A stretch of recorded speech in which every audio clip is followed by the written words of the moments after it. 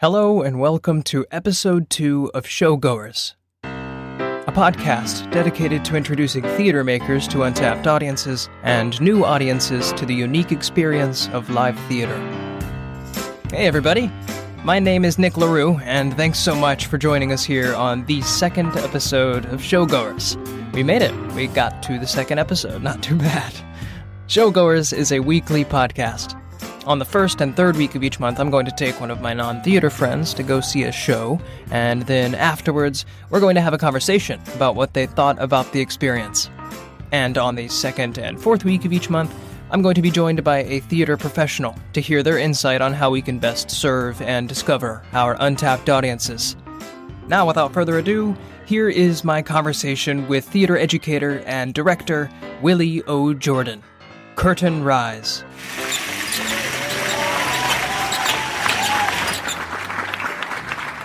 This week on Showgoers, I had the pleasure of sitting down with the very person who inspired me to attend and appreciate theater.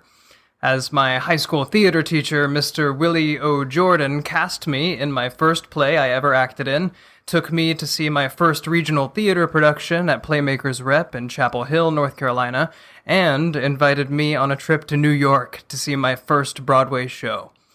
To say the very least, Mr. Jordan, as I still feel compelled to call him to this very day, even though I'm no longer a student of his, was a formative and inspirational force in my life.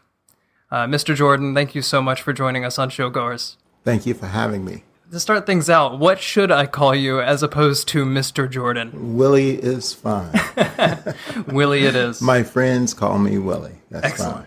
It sounds like a play title. My friends call me Willie. So if you don't mind, just to start us out, where did you grow up? And in general, what first got you invested and into the theater? I grew up in Wadesboro, North Carolina, which is about 50 miles southeast of Charlotte. I grew up in the segregated era of the South during that time. Formative years for me were in the 60s, and my teachers used to require us to do reports based on the news. So I started out copying David Brinkley and Chet Huntley, the things that they said, went to the school, reported them, and got good feedback from the teachers in the class and thought that's what I should do. And that's what inspired me when I went off to college. I wanted to do theater because I wanted to be a good storyteller even then. So I majored in performance studies and took a lot of theater classes on the side before I went to graduate school and did the directing thing for theater. Yeah, I remember really specifically in high school, you talking so much about how important the production of Hair that you did was. Yes, that was the first show we did. Yeah, and I mean, I think in a lot of ways that ties in a lot of what you first inspired me the theater could do was a source of activism and currency. Yes, I'm very much into artivism these days. It's what I do where I work. The program is called Urban Arts with a concentration in theater. So we really work towards social justice and social activism and social theater. All of those are things that we do now, which allows us to do a lot of new works and to do some traditional works, but try to connect them to the community in which we live and to make them relevant to the community that we serve at this time. How would you say that being a person of color has affected your perspective and your experience being a theater artist? Well, the theater was one of those places that even though I came out of a segregated school, went to an integrated high school, the people involved in the theater were always different to me. I felt more welcoming there. it was a different world where I think we all wanted to get along. We didn't want to do the things that everybody else was doing. We wanted to be friends, and that's what keeps people coming back. This feeling of ensemble, of family, friendship, finding a place to be, and that's what I wanted to do as a teacher, was to always be welcoming and to have a place for students to come who didn't feel like they belonged anywhere else. And I'm very comfortable with the idea of theater geek, all those things. That doesn't bother me. In fact, I kind of wear that label very proudly. And I'm always aware that students, most of them who come through and work with me, that really involve themselves in the program, really got involved into it, always want to do a good job. They want to bring the standards up. They want to set the bar. They struggle to make it hard for people to say no to them. And so that's one of the reasons I always did this. And recently I just judged for the National Catholic Forensic League. And I thought, these are going to be our leaders, and I think we're going to be in good hands, because these young folk are very mannerly. They're not ugly. They respect all the different intersections and spaces and all the other things that the terms that we now use about, people in general. So I feel good about that, and I feel hopeful. The other thing is, where I am, we're trying to get people to tell their own stories.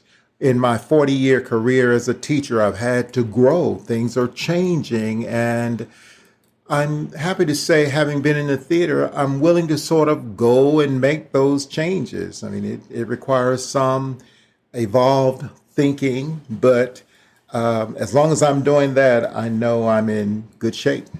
Your presence in the theater, without a doubt, inspired that in me. Mm-hmm. The reality that everyone is welcome here. Mm-hmm. And I have a very specific memory of going to club sign-up day.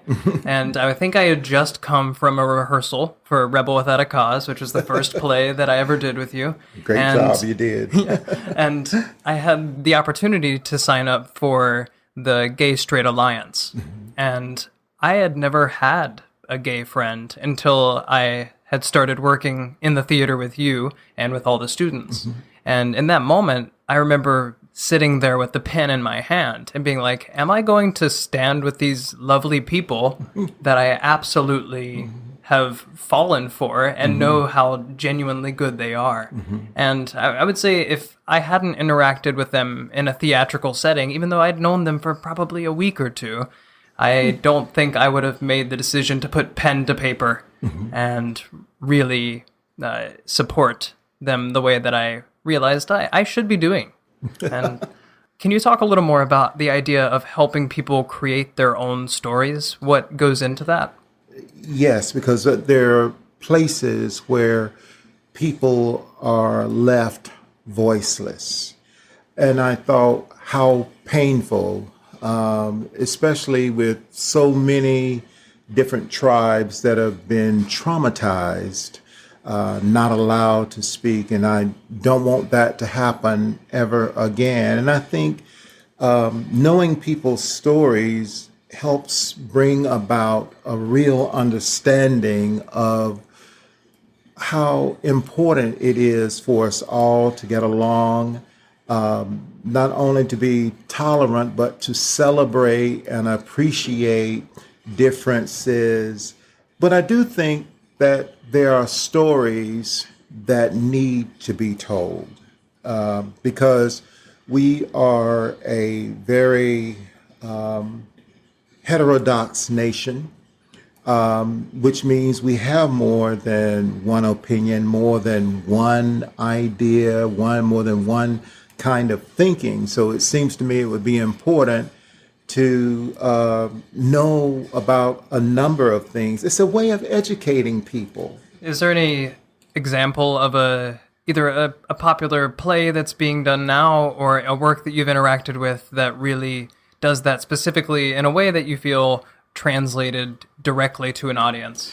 It did. Where I am, I teach in a small university now, in the University System of Maryland, called Coppin State University, and I work with a diverse group of students, and I have one student who is,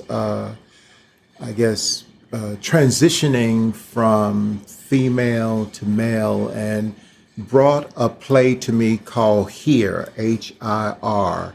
I think it's by Taylor Mack, and I didn't know the work. And he, and I have to say he because that's his preferred gender pronoun, was, looking at me like, are you going to let me do this? And of course I am, because I think all stories have to be told. It doesn't matter whether I am at that particular intersection or not. What matters is that you feel welcome to tell your story, that we're not trying to subvert what you are, what you do, what you say. And I just think there's room at the table for everybody. Where I am, we have students that range from 17, and I have students from 17 to 71 at this point, and we find ways to work together. In fact, one instance is of a 71-year-old who is in a hip-hop class. He actually made an A in his hip-hop class. Wow. Because he paid attention, but now he differed with some of the young folks. Some of them like to use the N-word. He is definitely not about using the N-word, and I can appreciate that. But it didn't stop him from trying to access what was being given, and that's what I think the university should be about. Trying to experience, trying to learn things that you don't already know, that's going to help you to grow in a personal and maybe even a professional way, but definitely in a personal way. Dealing with students ranging from 71 to 17, how do you feel your approach to that nurturing changes, or is it exactly the same? It's probably the same. For the most part, we still don't put mess on the stage. They all understand that. That's part of it. We don't put mess on the stage. My belief is that we teach character on stage and off. I want to produce productive citizens. Many of them go on to do theater, and many of them go on to do other things, but they always talk about what a difference theater made in their lives. Yesterday I was reading Facebook, and one of the students is now a therapist, and she thanked both her high school teacher who was at Wake Forest, and she thanked me. She said, beyond what I do, I want to thank these people because what I learned was to look at physicality and subtext. And I thought, well, I guess therapists would have to use those things. And I haven't had a chance to just thank her for the shout out. That's what's important to me, is that I want to make sure that I have given as much as I can to students. And I want them to go out and turn around and give beyond what you do. I go all the time and I see people whose lives are transformed as a result of just working on a show, especially when they start very young. And many of them go off to do other things, but they become patrons of the arts. And that's important to me too, because we have to build our audience. If we want people to continue to come, we can't just stay on the stage. We have to go out into the community and bring them in to the theater and let them know about the importance of being good storytellers and sharing their stories, and what they have to say has merit and is worthy of being heard. Absolutely. The idea of they would probably feel more likely to attend a show if they know that it's actually about them. Oh, absolutely. And people are more willing to listen to your story when you are willing to listen to their story, when we're all willing to share. And the truth of the matter is we all have stories to tell. I know so much of my experience being in the theater was going to see shows with you. I mean, we came up here and we saw The Color Purple. Absolutely. And then we saw Phantom of the Opera, Yes. because you were like, you get to select the next show. And so we waited at the TKTS booth and we got our tickets to see The Chandelier Drop. And I know that being in the audience and seeing people doing something on stage that was as close to magical as I'd ever seen, it made me want to participate in that. So I think it's kind of, would you say that it's a back and forth relationship from audience to student, actor to actor, and so forth? It is. It's a two-way conversation, and you hope that you have a two-way conversation when you go to the theater. I always encourage students to activate, and what I mean by that is, can you see yourself there? What choice or choices would you make if you were playing that particular role? To have that back and forth and to know, I think like in some religious services, the preacher says, "Oh, you don't hear me. Can I get an amen?" In the theater, the amen is, you made me think about something. You made me cry. You made me laugh. You could hear a, in the theater. That's part of that two-way conversation, and I think that's why so many actors prefer the live theater, because you're getting immediate feedback. And that's and if you're the bad guy, you want them to respond to you. Exactly. Just to make sure I was the evil one, or and so forth and so on. So yeah. If you had one great hope for the next generation of theater artists, to get them into the theater, to get them to sit down, to buy a ticket that hopefully they are able to afford, what would it be? My one great hope is that the nation would see the importance of the arts, because the arts humanize us. It deals with our spirits. It's part of our conscience. I think theater is that place, that crossroads, that if we were to emphasize the arts, we would find that not only are we talking about great literature helps give us some thoughts, big concepts. We learn to analyze things. We learn mathematics and the technical part of it. We learn about marketing. We learn psychology and how to treat people. We may learn how to paint, how to measure. There's just so much to be taken away. And if I had a chance to hire a person with a college degree in theater and one with a degree in something else, chances are I would say, let me go with the one with the college degree in theater, because I know if they earned it, they've worked long hours, they've learned to collaborate, they've learned to work independently, they've learned how to organize, they've learned how to collaborate. I mean, there's just so many things that you can learn from being in this particular arena. So I have no qualms about this as a major. I just hope that others will see what it can do for people and how it can change lives. And that's, I guess that's my story. Yeah.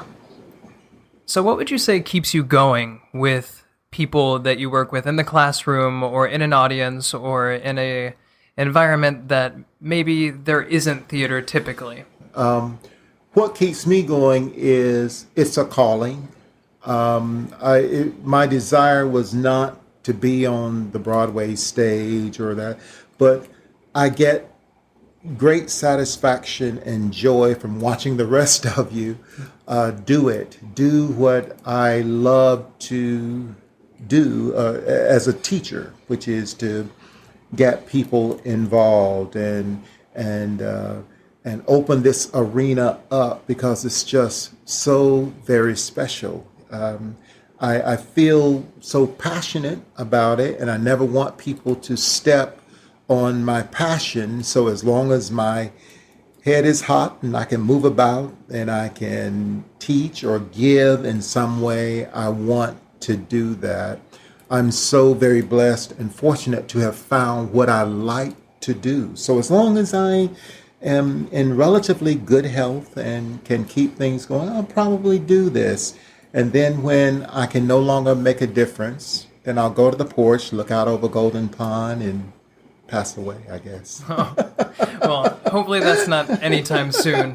We hope not. I think you have a lot more students and actors and people to inspire. And I hope so. I'm incredibly grateful for the role you've played in my life, because I don't think we'd be sitting here today if I didn't happen to walk into your theater class in high school. I'm glad you did. You made a difference, and you're still making a difference, and you're doing what you enjoy, which is telling good stories. And I'm grateful to you for carrying on the legacy. Oh, well, thank you for giving that to me. And I think that's My a fantastic pleasure. place to wrap up. Thank you so much, Thank Mr. you. Jordan. I appreciate it. Thank you.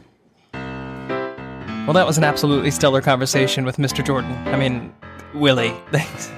I'll get that eventually. If you enjoyed that conversation, please subscribe to Showgoers wherever you get podcasts, and rate us on Apple Podcasts so other people can find us. Thanks so much for joining us on this incredible research project that is only getting started, and I hope to see you next time on Showgoers. Cheers.